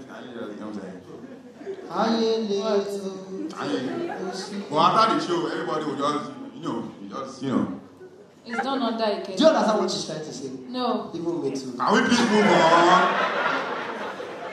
What the? All right, so how did comedy become the new face of viral engagement? I don't know. No, obviously. Listen. No, answer. Okay, to me, I think I don't know too. Listen, this country is like leaves that they're not pouring water on. It's falling. But what's the question again, Sean? For me, comedy. I think Nigerians just need something to ease up their stress. Exactly. People are not happy. There is a lot going on. People are in pain. Listen to me. Meanwhile, they talk, they fool myself for you. I tell you what's in my mind. Rant. No. Guys, rant cannot help me. You're going to rant before you go. Listen, rant cannot help me. At all. Listen, what is on my mind right now, what I want to do with my life, all these people that are laughing, are beating you. Listen, I don't even know. But honestly, comedy, jokes, whichever one, the Yorubas, the ones who crack it in their native dialects, who speak English, who speak broken, I think people can just relate to it because it's like a relationship. Even though it's a broken relationship, even if it's a violent relationship, in that time you're with the person, there's something you enjoy. Now, after you leave him or her, you start to reflect on other things. Yes, in that moment, in that space, you're online or you're watching a concert, you're happy. But after then, so most people just use it as a therapy. Instead of being addicted to heroin or drugs or whatever, you just use comedy and it helps a lot. And I'm happy that people who can use comedy as a tool to make themselves feel better, I think it's the best form. Yeah. I think for me it does too. I've had a lot of people saying, I get DMs almost every day, people saying, Kenny Blaq, when I'm bored I go to your page. Someone said, I've been in the hospital for 2 days and all I was just watching was Kenny Blaq. Yeah, what did you do? Ma? Okay, sir. So they've been watching Kenny Blaq, and I'm like, I'm happy that somebody can use jokes to relieve stress. Somebody can use jokes to be happy. And doctors said laughter is the best medicine. So I think very soon doctors will start prescribing morning and Lasisi and in the afternoon, Brother Shaggy, and then give me Kenny Blaq 2 times a day. So we're getting there. All right, so apart from the fact that you post stuff on Instagram and you make us laugh, we know that it's putting some sort of money in your pocket. So... is that an acknowledge and assurance? It's a fact. Well, you people are cashing out. Yes or no? Let's cash out. Let's go.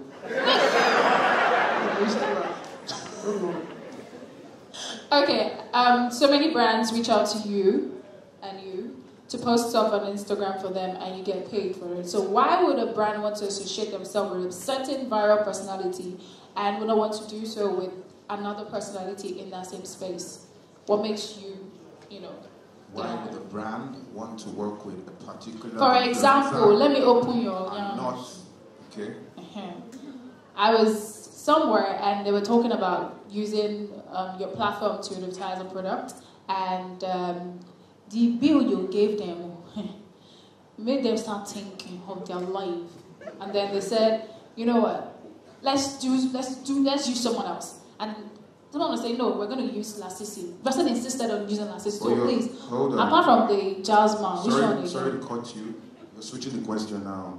It's the same. It's not the same. Now you're saying the brand does not want to commence because of the price that is put on it. Someone in the meeting was saying, "Oh, let's use someone else." But then the brand... No, it's the same thing. Like they were really pushing to use Lasisi to advertise their product. So what is that special thing? But they don't want to use me. What is that unique selling point that would make that brand, insist on associating with you, regardless of the fact that they feel like your bill is too high? Okay, one of the reasons I put my face out there at the time was because from my little evaluation, I learned that some prominent brands wanted to work with me, but they were not sure if I was the kind of person they would rather work with. Now, I wanted to give them this sense of understanding that, yes, she said Raz in sense of my Lasisi, but being able to mix Razness and being cool is very important. I let people understand that, yes, I might sound all messed up, like a frustrated human being in my rants, but if it exceeds that, if it goes beyond that, I'm still accountable for myself. I can still make certain people, I'm bankable to that level. So I feel being able to stand in a place where you get your ability to do your rants or your videos, and at the general level, in the public's eyes, you are still top-notch on some levels. So I'm able to achieve that in most areas. So I feel that's why I might have that edge or opportunity. So I just feel like if you're doing anything, if you're in the entertainment section or social media, just try to make sure you're bankable in that sense. Make sure people look at you and they feel like, okay, he might be looking like this, but on the other hand, he can actually be like this. I think for me, it's also depends on how you carry yourself, your content, especially what you produce. I remember when the first time Domino's came to me and said, "I want you to produce something. What would you help us post on your social media?" And I said, "Why me?" They said, because of the kind of things you post. At the same time, the way you carry yourself. At the same time, you relate with our brand in terms of the age bracket of people that eat pizza. So what you produce, your content, especially how you carry yourself, your post, determines what brand comes to meet you. One last question before we open the floor. It's a personal question for you, Lasisi. When you started out initially, you didn't want to put your face out there, and so what changed?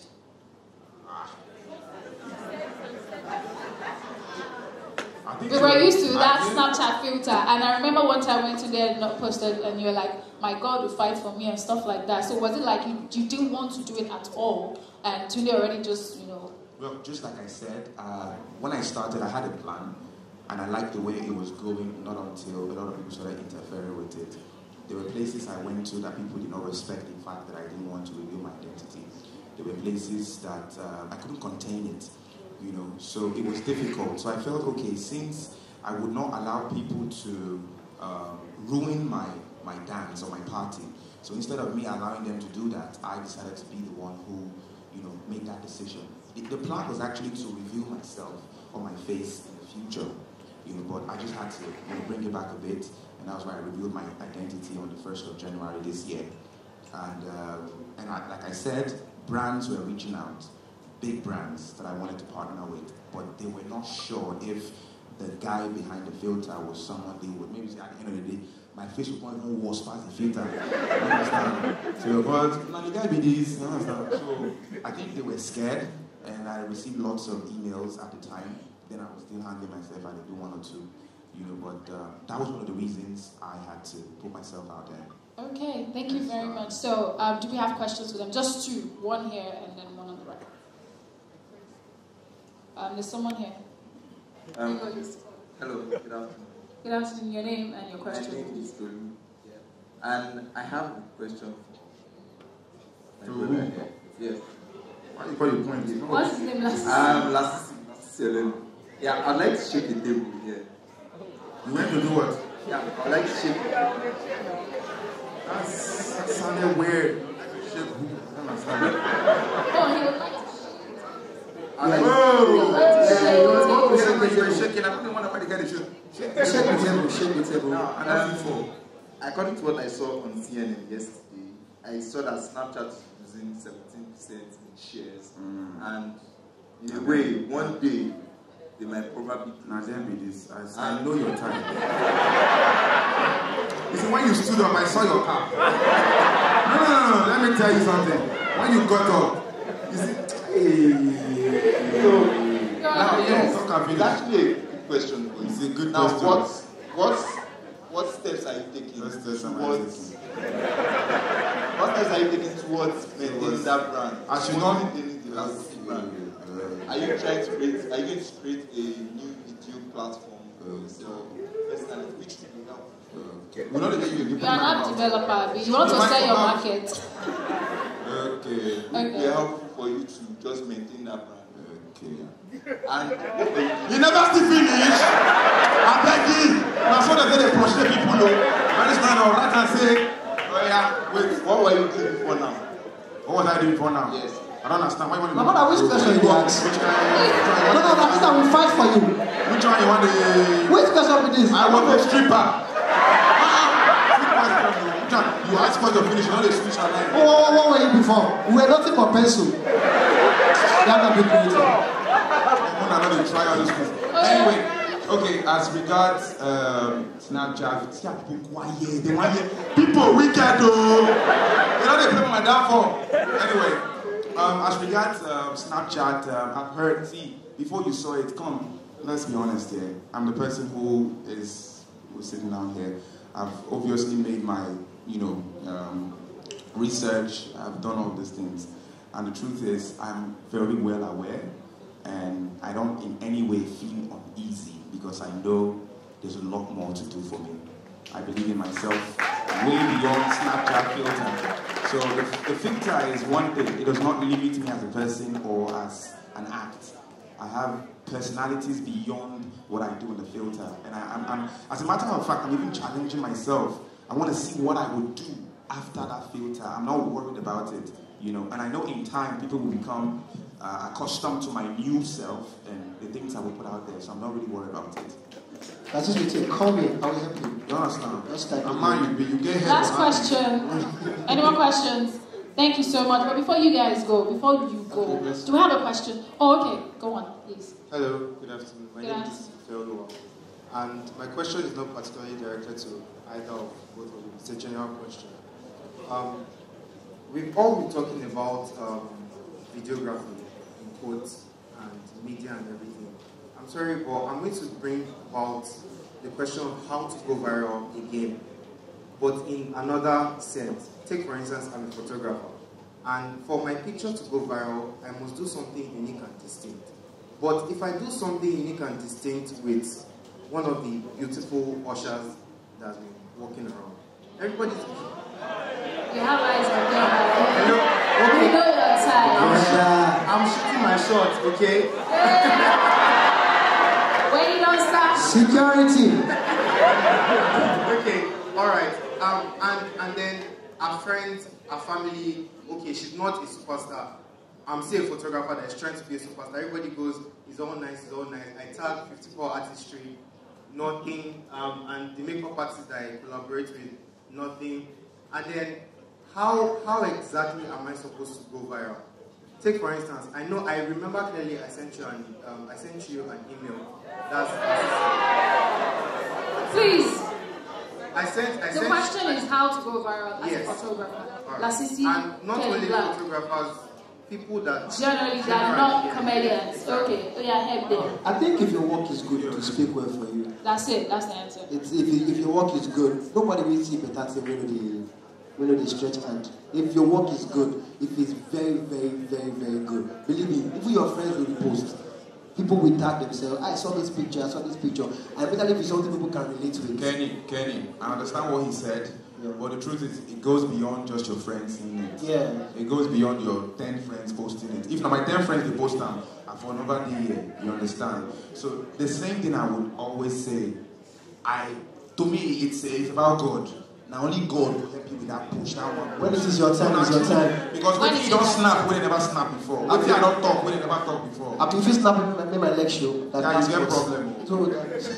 So it's, like you said, it's the time. The time, like me now, I've been doing comedy for, next year I'll be 10 years old in the industry. People know me 3 years ago. So it's step by step, it's a gradual process. So now, until that point, you keep doing what you know how to do best. One day, assurance will cover you, and you get a push. Please put your hands together for that. So before you go, because you are carry phone now, please rant for us, I beg. We are begging. Listen to me. With this Martini, then it's not this picture. First and foremost, I don't have anything to rant about.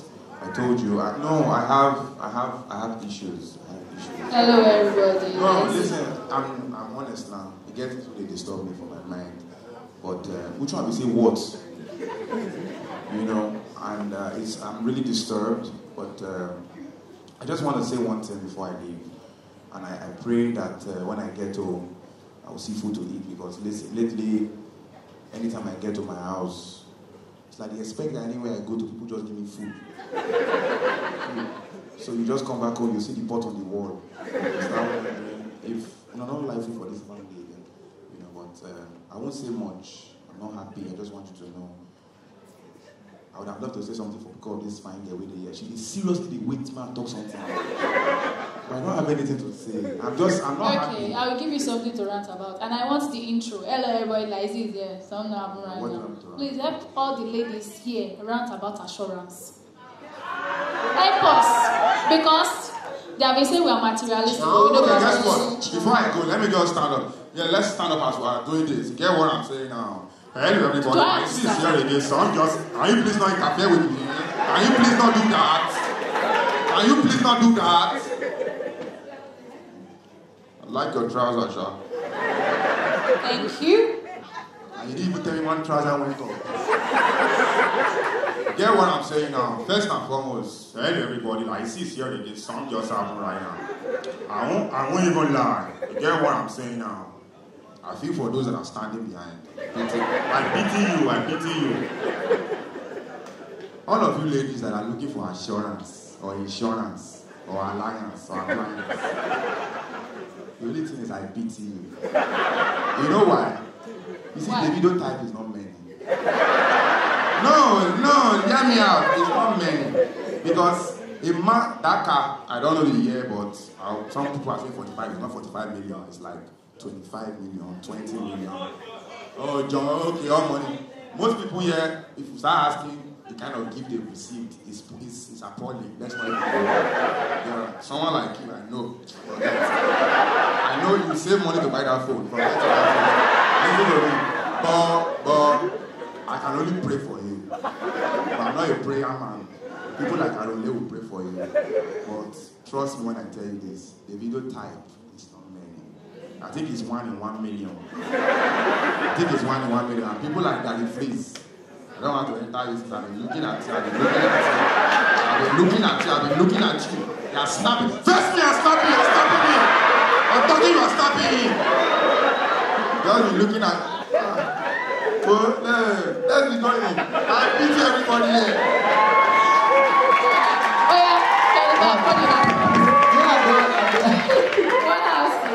Okay, Femi said I did something against domestic violence. I think last year. People didn't really see the content, but Mr. Femi said I must do it. And this one Femi is very wise today. My transport too. It's good. But it's good. He said I should do manslaughter. I don't know why. But I want to tell you. Say, Koti, Fe, Sile, Ojojumo, Oma, no, tó bá wọlé lálẹ́ ọkàn rẹ̀ á ṣe bẹ́ẹ̀ tó bá tún jáde lọ́sàn ọkàn rẹ̀ á ṣe bẹ́ẹ̀ kó tó di bẹ́ẹ̀ dẹ́dẹ́dẹ́ ọ̀rẹ́ mi máa dùn ẹ̀kọ́ oníṣẹ́ gbọ́ etí kan ṣòro pàápàá skibidi pàápàá dúkùdúkùdù ẹ̀yà ara skia dúdúdúdúdú kì í ṣọkọ rẹ ọ̀rẹ́ mi máa bẹ̀rẹ̀. I don't know if I can say it, but I'm going to come. If I should announce that my show is Juliet tonight at Cool Hotel, you might think I'm doing advert, so I will not say it. Thank you so much. Thank you very much. A round of applause. And thank you very much. Please put your hands together for that. A round of applause for Toyin Blaq and Lasisi. It is not easy. Oh yes. I enjoyed myself. I enjoyed the panelists before me, Debola, Williams.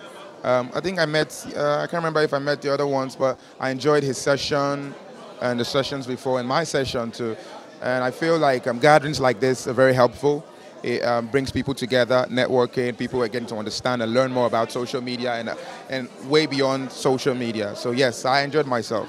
I think it's a wonderful event. It's beautiful. I see a lot of people. Today I've seen a lot of bloggers I've not seen in real life. I just see their handle and I follow them and I enjoy what they do. But right here I'm seeing them, I'm connecting with them. I can relate to them. Okay, this is what I'm about to drop next. This is what I'm doing next. And it's wonderful. Me as a person, social media has helped me a lot. When I post something, I see a lot of people repost for me. I see a lot of bloggers repost for me. And I think this is building the next generation of bloggers. This is building the next generation of the world-class social media influencers. And this is wonderful. I met Lasisi today. I met a lot of people I've seen for a long time. I met a lot of new generation of social media influencers. And this is just wonderful. I think I'm more cautious and more careful with my words these days because I realize that people literally hang by every single word that you utter, And at the end of the day, when we stand before our master, we have to take account of the things that we said and how we influenced people with those things that we said. So yeah, I'm definitely a little more cautious now that I know that people are actually listening to what I have to say. So caution is key. And we have the Free broadcaster, season 1, and the convener of the Free the Sheeple movement. And here with me is, right close to me, is Queen of the Arts. Shy. Yeah, right. Actor, filmmaker, Toyin Abraham. A round of applause for all of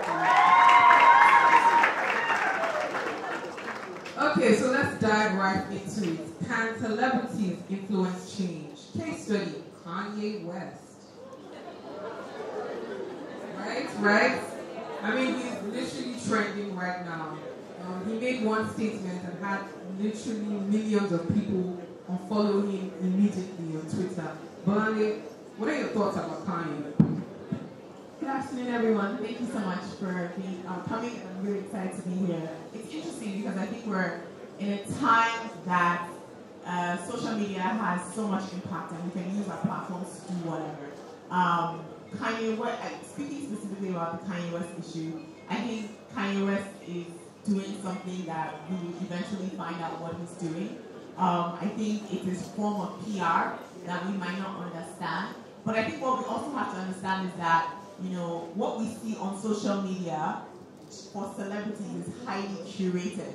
So just because you might consume your social media or utilize your social media just to post pictures of yourself looking cute, for a lot of celebrities, it's not that. There's a strategy and there's an end goal in mind.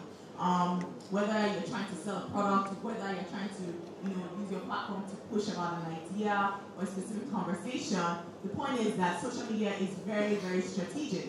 The question is whether or not we're using it in the way that we should. I personally think that there's a lot more opportunity. I mean, how many of us here have Instagram, Twitter, Facebook? Raise your hands with you. How many hours would you say on average you spend on social media? A lot, right? And the question is, are we passing across messages to our audiences that are going to impact their lives in one way or another? And I we'll get into that, but I think there's a lot more room for it. Mr. Freeze, what do you think about Kanye's madness? Hi everyone. I'm going to take you back to the year 1517.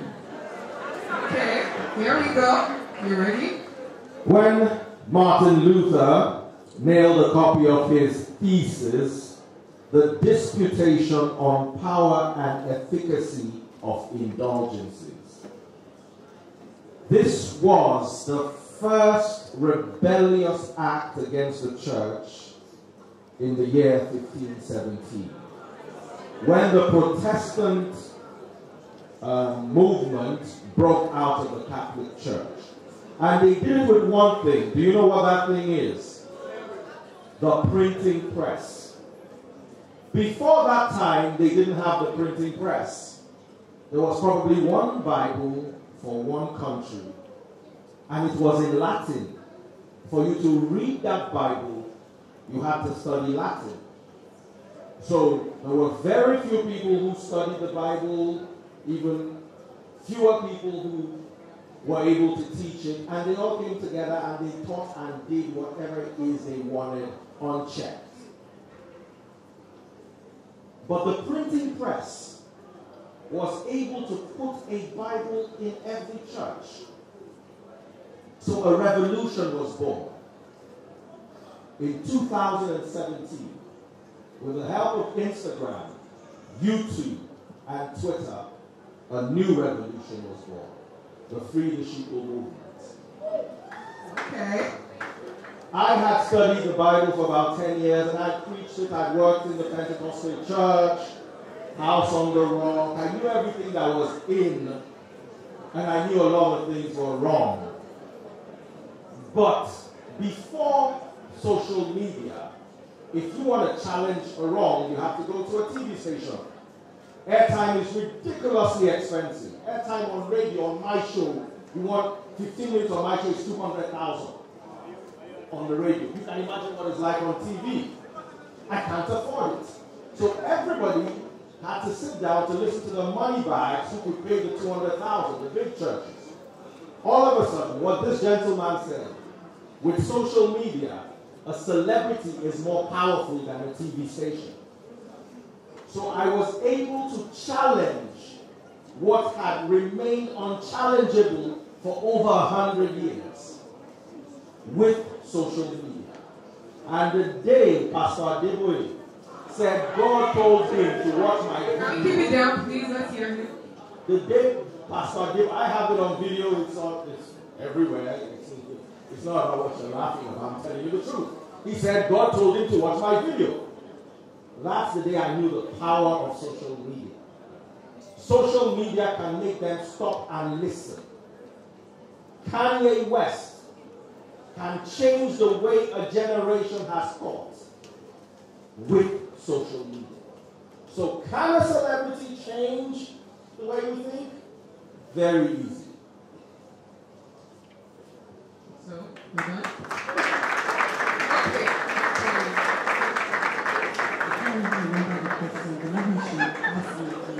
The question was about Kanye West, your thoughts about this thing that he said that sparked a controversy.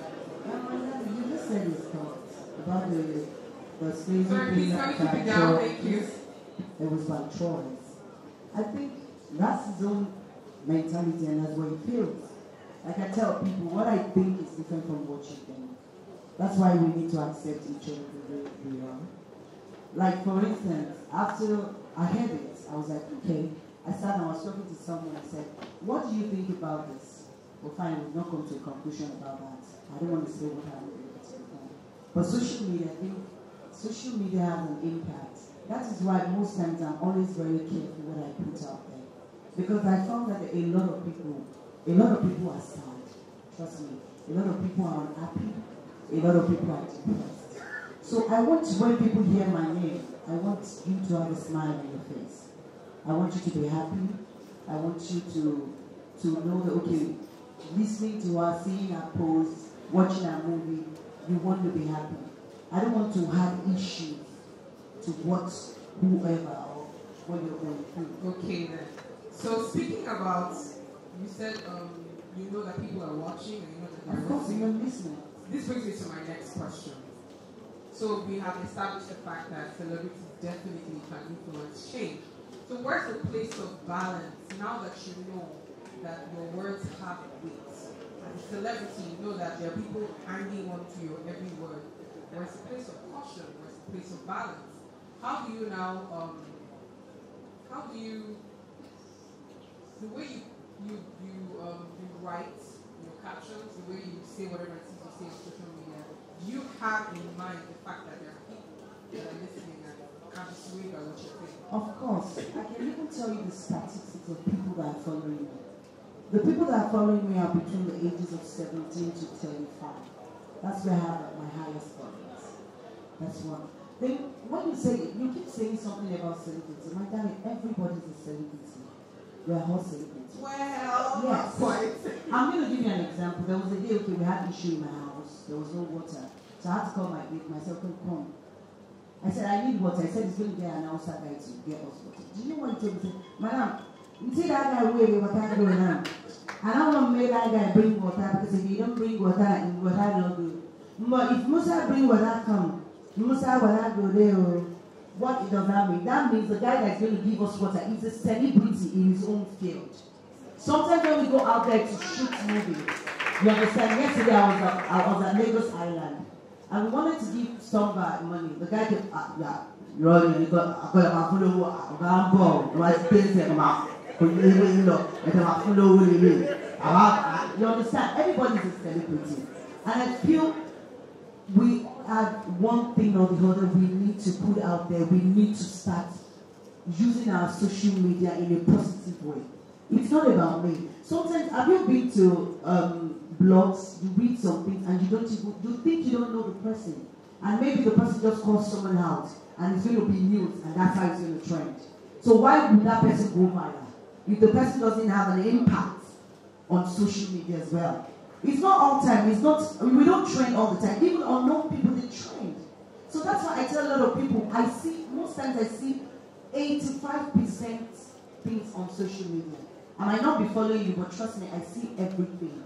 So you have followers now, just like Jesus had his disciples. You have your people, free sheeple people that are following you. What's next? What do you plan to do with this following? Change the world. How? We've already started. Okay. We've started the way. You see, Kanye West said, we were slaves for 400 years, and that's a choice. Kanye West is a very rude guy. He's very arrogant. So his attitude robbed him of his message. But let me tell you something.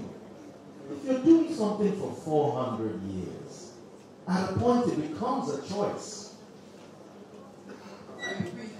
Sorry, hold on. No, are you saying I'm saying slavery? All I'm saying is, ladies, don't get emotional. I'm just feeling, I'm not going to go outside. 1 minute, please. I'm not going to go outside the country, benefit. I'm just going to give you a very good Hold on a second. I'm coming 1 minute. I'm not talking now. With due respect, no, 1 minute. I'm going to give you a very good example. Hold on. Let me land now. Let me land. You see, take a look at the black man and the white man. The white man's world revolves around the bank, the financial institution. These are statistics I got from renowned psychologist and activist Dr. Umar Johnson. The black man's community revolves around the church. As long as they're financing you, they own you. He who pays the bills dictates the tune, whether you like it or not. There is more money in the black church than in all the black businesses put together. And you say that's not slavery? The church recycles money. It doesn't create money. Watch out for Handle It Africa 3. We're coming next year. Hey guys, it's the Delphinator here. Keep watching AFOREVO TV. Zip.